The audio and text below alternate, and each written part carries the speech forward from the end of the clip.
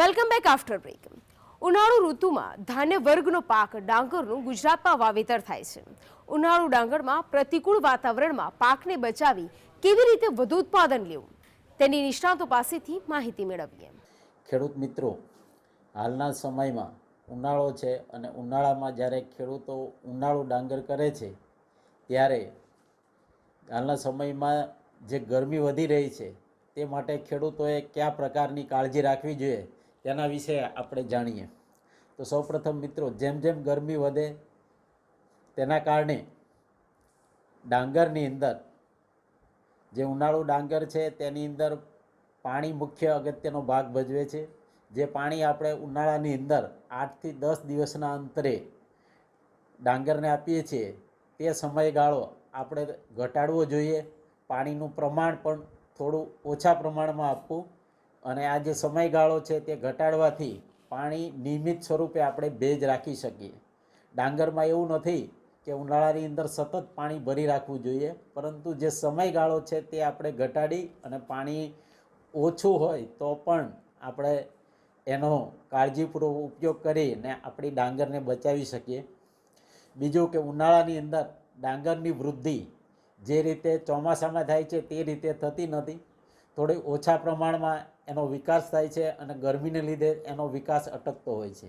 તો એવા સમયે જ્યારે આપણે રાસાયણિક ખાતર આપીએ છીએ પૂરતી ખાતર તરીકે, તો એ ખાતર જ્યારે જમીનની અંદર થોડા પ્રમાણમાં પાણી હોય અથવા તો ભેજ હોય એવા સમયે આપવું જોઈએ.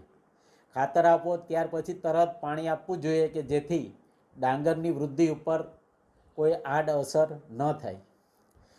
એ સિવાય આપણે જો જોઈએ તો મુખ્યત્વે ડાંગરની અંદર ઉનાળાની અંદર ખાસ રોગ જીવાત બહુ મોટા પ્રમાણમાં આવતા નથી, પરંતુ અમુક સમયે ડાંગરની અંદર ખાસ કરીને થોડા પ્રમાણમાં ગાભમારાની ઈયળ અથવા તો પાન વાળનારી ઈયળનો ઉપદ્રવ જોવા મળતો હોય છે. આવા સમયે દાણાદાર દવા જે કાર્ટેપ હાઇડ્રોક્લોરાઇડ 4% છે તે 25 કિલો પ્રતિ હેક્ટરે રેતી સાથે મિક્સ કરી અને આપવી જોઈએ, અથવા તો ક્લોરાટેન્ટ્રાનિપોલ 18.5 SC જે દવા આવે છે પ્રવાહી સ્વરૂપમાં, આ દવા 3 મિલી દવા પ્રતિ 10 લીટર પ્રમાણે ડાંગરમાં છંટકાવ કરી શકાય છે, જેથી પાન વાળનારી ઈયળ અને ગાભમારાની ઈયળ હોય તો એનો આપણે ઉપદ્રવ જો આવે તો એને આપણે નિયંત્રિત કરી શકીએ છીએ. આ સિવાય રોગ જીવાતની અંદર જો જોઈએ તો ઉનાળાની અંદર એવો ખાસ કોઈ રોગ આવતો નથી. અમુક સમયે કદાચ કરમોડી આવે તો એ સમયે આપણે રોગનાશક દવા જે ખાસ કરીને પ્રોપેકોનિઝોલ છે તેનો જે દવા છે તે 10 મિલી દવા 10 લીટર પાણીમાં નાખી અને એનો છંટકાવ કરીએ તો આ કરમોડીનો રોગ જો આવ્યો હોય તો આપણે એને નિયંત્રણમાં રાખી શકીએ.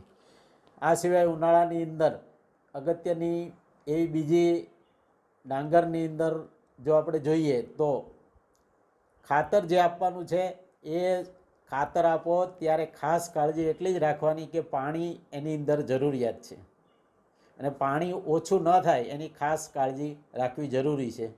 આ સિવાય મિત્રો, ડાંગરની અંદર બીજી કોઈ એવા ઉનાળુ ડાંગરની અંદર ખાસ કોઈ તકેદારીની જરૂરિયાત એવી જણાતી નથી કે જે આપણે ખાસ ચોમાસાની અંદર જોઈએ. ખેડૂત મિત્રો, રોગ અને જીવાતમાં એક ઉનાળાની અંદર જે ડાંગરની અંદર અળસી કે જેને અંગ્રેજીની અંદર રાઈસ બ્લડવર્મ કહેવામાં આવે છે, એ ક્યારેક કોઈ વિસ્તારની અંદર જોવા મળે છે. આ જે જીવાત છે તે ખાસ કરીને અળસિયા જેવા રંગની એટલે કે ગુલાબી રંગની હોય છે અને અળસિયા સાથે જો આપણે જોઈએ તો અળસિયા અને આ જીવાતને જલ્દી આપણે અલગ કરી શકીએ નહીં, ખાસ કરીને ખેડૂતો. તો આ જીવાત છે ડાંગરની અંદર એના જમીનની અંદર રહી અને ડાંગરના જે મૂળ છે એની અંદર એ પોતે નુકસાન કરે છે. એના નિયંત્રણ માટે ખાસ કરીને પ્રવાહી દવા જે છે, ખાસ કરીને એની અંદર ક્લોરપાયરીફોસ પ્લસ સાયપરમેથ્રિન જે રેડીમેડ મિક્સ દવા આવે છે, આ જે દવા છે તે લગભગ 250 મિલીલીટર દવા રેતી સાથે મિક્સ કરી અને એક ક્યારી કે જે લગભગ 50 બાય 50 મીટરની ક્યારી હોય એની અંદર જમીનમાં આપવાથી આ જીવાતનું આપણે નિયંત્રણ કરી શકીએ છીએ.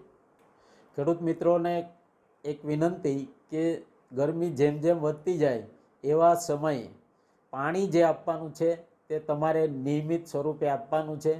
અને જો ખારાશવાળું પાણી હોય એવા સમયે પાણીનું પ્રમાણ તમારે થોડા પ્રમાણમાં ઘટાડવાનું છે કે જેથી આપણે આપણા પાકને